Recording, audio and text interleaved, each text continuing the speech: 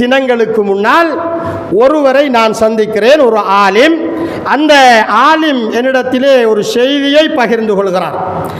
நிறைய மக்களோடு தொடர்பு பெற்ற ஒரு ஆலிம் என்பதனால் அவர் இந்த செய்தியை பகிர்ந்து கொள்கிற பொழுது சொல்கிறார், ஒரு பள்ளி நிர்வாக சபை தெரிவுக்கு போறாராம். பள்ளி நிர்வாக சபை தெரிவுக்கு போறாரு.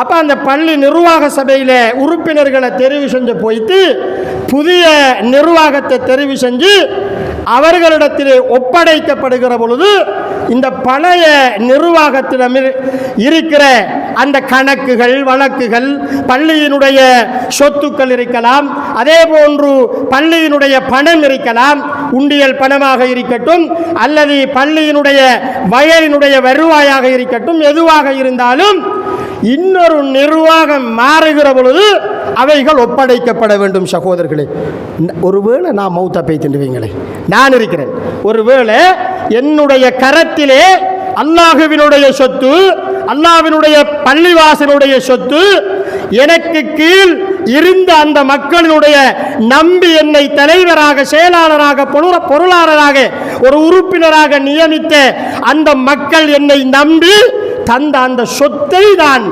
வைத்து கொண்டிருக்கிற பொழுது எனக்கு மௌத்து வந்துட்டு வைங்களே. அல்லாஹுவை பயந்து கொள்ளுங்கள் சகோதரர்களே. யாரையும் புண்படுத்துவதற்காக வேண்டி நான் சொல்லவில்லை சகோதரர்களே. நாம் எல்லோரும் சத்தியத்துக்காக வேண்டி ஒன்று சேர்ந்தவர்கள். அல் குர்ஆனும் சுன்னாவும் என்னுடைய வாழ்க்கையின் அடிப்படைகள். இதுதான் என்னுடைய தத்துவம். இதை தாண்டி நான் போக மாட்டேன். இந்த உலகத்திலே நான் தூய்மையான ஒருத்தன். அல் குர்ஆன் என்னை தூய்மைப்படுத்தியிருக்கிறது. நபிகளாருடைய வார்த்தைகள் என்னை வார்த்தெடுத்திருக்கிறது. நான் அநியாயம் செய்ய மாட்டேன், துரோகம் இழைக்க மாட்டேன், அல் குர்ஆனுடைய வசனத்தை தாண்டி செல்ல மாட்டேன் என்று தூய்மைக்காக வேண்டி வந்த நாங்கள் சேத்தை பூசிக்கொள்ளலாமா? சேத்தை பூசிக்கொள்ளலாமா சகோதரர்களே? அன்புக்குரிய இஸ்லாமிய சகோதரர்களே, அல் குர்ஆனையும் சுன்னாவையும் அடிப்படையாக எடுத்து அதை தாண்டி நான் செல்ல மாட்டேன் என்றால் அல் குர்ஆன் சொல்கிற கட்டளைகள், ஏவல்கள், போதனைகள் என்னிடத்திலே இருக்கிறதா? இந்த நிலையில் நான் மரணித்தால் பள்ளியினுடைய சொத்து என்னிடத்திலே இருக்கிறது.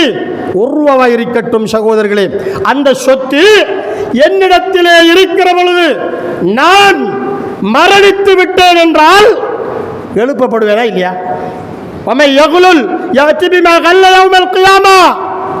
மறுமையில் எழுப்பப்படுகிற பொழுது எல்லாருக்கும் முன்னாலேயும் அல்லாஹ் நான் செய்த அந்த துரோகத்தை கொண்டு வருவானாம்.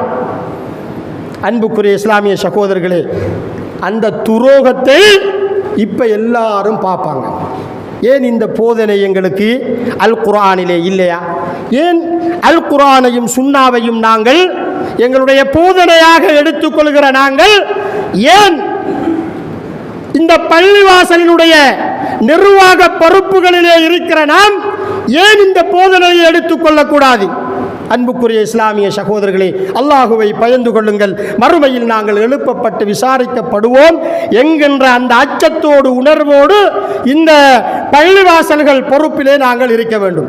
சொல்லுகிற பொழுது இந்த செய்தி அவர் சொல்ற நேரத்தில் சொல்றாரு, அப்ப அந்த சொத்தை பொறுப்பு கொடுங்க, அடுத்த நிர்வாகத்திட்ட நீங்க ஒப்படைங்க என்று சொல்ற நேரத்தில் அந்த ஆள் சொல்றாராம், அதை நான் வயலுக்கு வெள்ளாமைக்கு புகோரை வாங்கி போட்டுட்டேனே, நான் வயலுக்கு பசலை போடுறதுக்கு இவருக்கு பசலை தேவைப்பட்டிருக்குது, இவர்கிட்ட காசு இல்லை, இவர்கிட்ட பள்ளி காசு இருந்திருக்கு, பள்ளி காசை கொண்டு போயிட்டு வயலுக்கு என்ன செஞ்சிருக்கிறாரு, பசலை போட்டிருக்கிறார் என்று அவர் எனக்கு சொல்லுகிறார். ஒரு ஜம்மியாவிலே, அதாவது ஒரு கிளை ஜம்இய்யத்துல் உலமாவிலே தலைவராக இருக்கின்ற ஒருவர் சொன்ன செய்தி சகோதரர்களே, அன்புக்குரிய இஸ்லாமிய சகோதரர்களே, அமானிதம் எங்கே